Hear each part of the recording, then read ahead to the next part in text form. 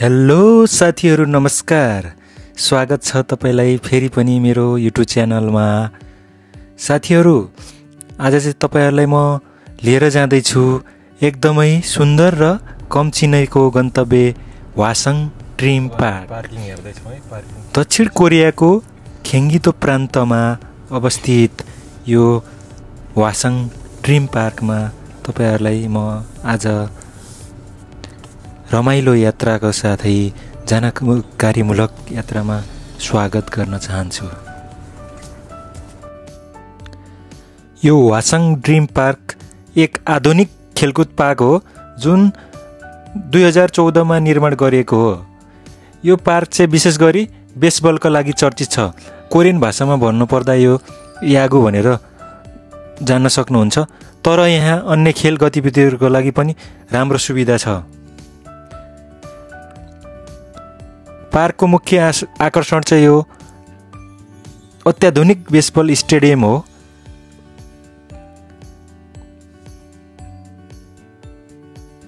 यो पार्क चाहिँ किउम हिरोज नामको प्रोफेसनल टिमको अभ्यास स्थल पनि हो। तपाई यहाँ आएर चाहिँ गेम नदेखे पनि त्यसको वातावरण चाहिँ अनुभव गर्न सक्नुहुन्छ है साथीहरू। सिर्फ खेल होइन, यहाँको हरियाली, चिल्लो बाटो र शान्त वातावरणले तपाईलाई शारीरिक र मानसिक रूपमा रिल्याक्स गराउँछ साथीहरू। धेरैजसो कोरियनहरू यहाँ वाक गर्न, जगिङ गर्न र परिवारसहित पिकनिक मनाउन पनि आउँछन्। यदि तपाईहरु पनि कोरियामा हुनुहुन्छ र शान्त, सफा, प्राकृतिक वातावरणसहितको कुनै नयाँ स्थान खोज्दै हुनुहुन्छ भने पनि वासाङ ड्रिम पार्क चाहिँ तपाईहरुको लागि उत्तम विकल्प हुन सक्छ है साथीहरू। ल है त साथीहरू, अब सँगै घुमाउँ। तपाईहरुलाई म यहाँको दृश्यहरू देखाउन जाँदै छु।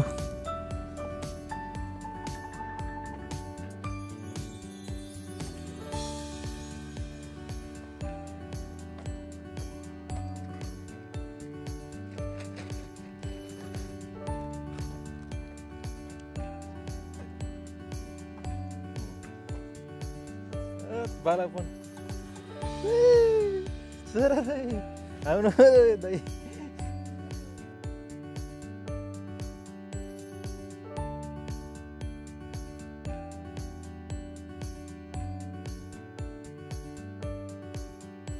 के भयो त एकछिन धाम हाल्दो रहेछ ठुलो मान्छेलाई।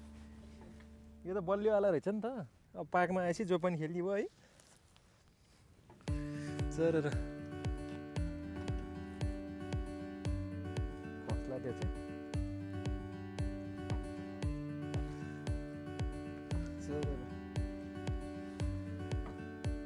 ठुलो मान्छे खेल्ने त रहेछ। मजा आयो।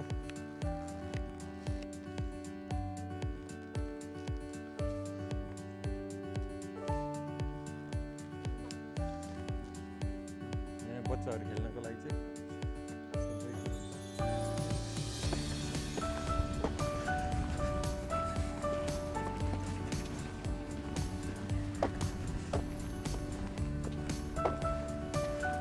अब यताको नजारा देखाउँछु म। यहाँ चाहिँ सल्लाहको बुट्टाहरू छ, सल्लाहको रुखहरू उतादेखि यतासम्म है। यस्तो आनन्दको छ। ल यता पछाडि चाहिँ फेरि खेत छ। रोपाइ पनि भइसक्यो। नेपालमा बल्ल जेठ लागिरहेछ के हो होइन, जेठ।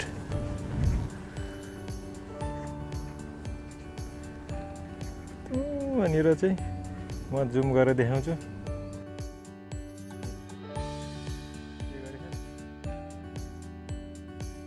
जुम गरेर देखाउ त टाढा के एकजना चाहिँ यो साप, दुईटाले साप बोकेर बेल्चा बोकेर बसेको छ। गाउँ छ है।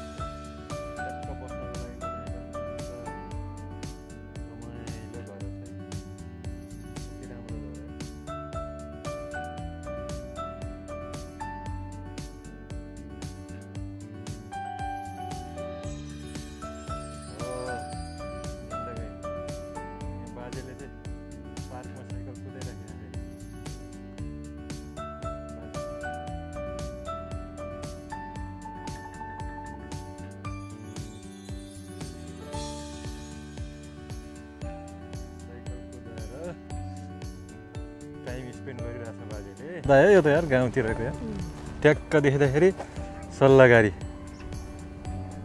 गोठाला जाँदाको याद आयो मलाई त सल्लाहगारी यो चाहिँ सल्लाह देख्दा चाहिँ यस्तो देख्दाखेरि तर यो फेरि समथर छ त्यसले मात्रै फरक पार्यो अलि बुट्टा पनि सल्लाहको बोट पनि सानो हुन्छ यस्तो हुन्छ फरक जे भए पनि याद चाहिँ दिलाउँछ है पक्कै पनि यसले यतापट्टि खेत त्यहाँपट्टि गाउँ जस्तो घरहरू त्यता त्यो साइडमा त्यहाँ फेरि दाजुहरूले काम गरिराख्नु भएको ट्याक्क यतापट्टि पार्क र यता व्यवस्थित सहर फेरि यतापट्टि यो चाहिँ विकसित देशको उदाहरण हो के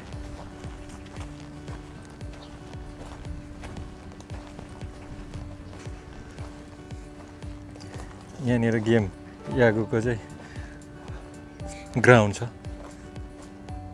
त्यहाँ फ्लड लाइट छ यस्तो स्कोर बोर्डहरू रातिमा दिउँसो पानी पर्दा यहाँ सबै जतिखेर पनि गेम खेल्न सक्नको लागि बनाएको यस्तो यो पार्कभित्र चाहिँ 3वटा छ ग्राउन्ड यहाँनिर एउटा छ त्यसपछि त्यहाँ 2टा 3वटा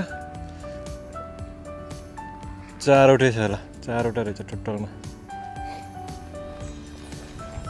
के छ दाजु अनि घुम्न कस्तो लागिरहेछ तपाईँलाई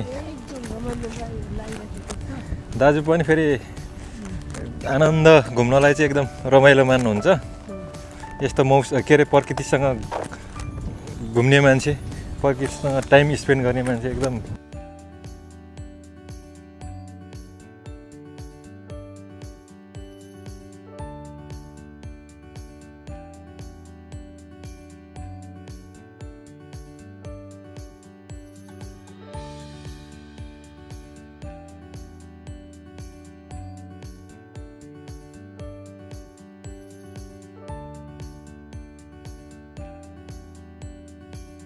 तीलाई त हामीले कसरी भुल्न सक्छौँ र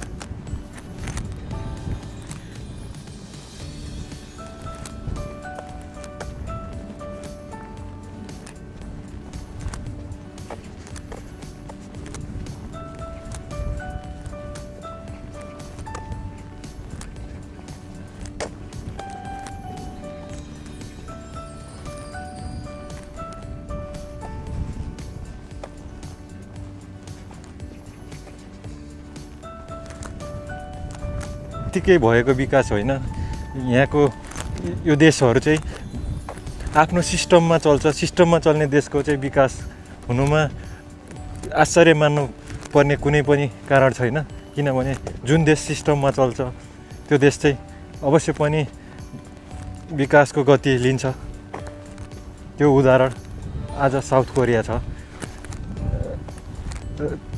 त्यस्तै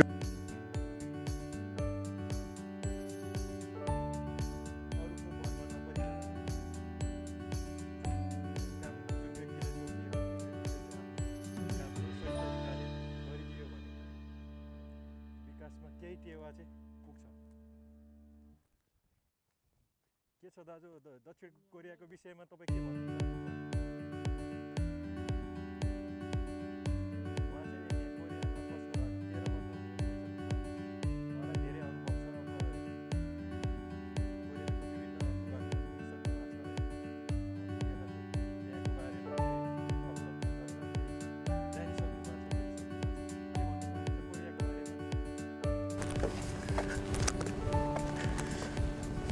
कति आकर्षक छ हेर्नु त ग्राउन्ड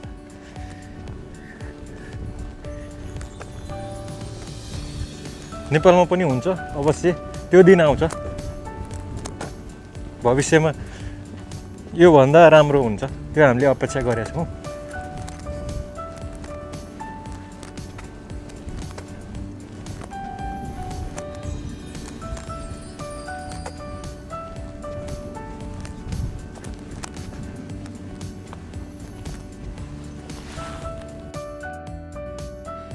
धन्यवाद साथीहरूलाई मेरो यो यात्रामा साथ दिनुभएकोमा। तपाईहरूलाई यो स्थान कस्तो लाग्यो साथीहरू कमेन्टमा लेख्न नबिर्सिनु होला। लाइक शेयर र सब्स्क्राइब गरेर मलाई साथ दिन नबिर्सिनु होला साथीहरू, ताकि म अझै धेरै यो भन्दा रमाइलो भिडियो तपाईहरुको लागि ल्याइरहन सकु साथीहरू। फेरि पनि धन्यवाद भन्दै तपाईँहरूसँग अर्को भिडियोमा भेट्ने बाचासहित बिदा हुन्छु। हस्त धन्यवाद।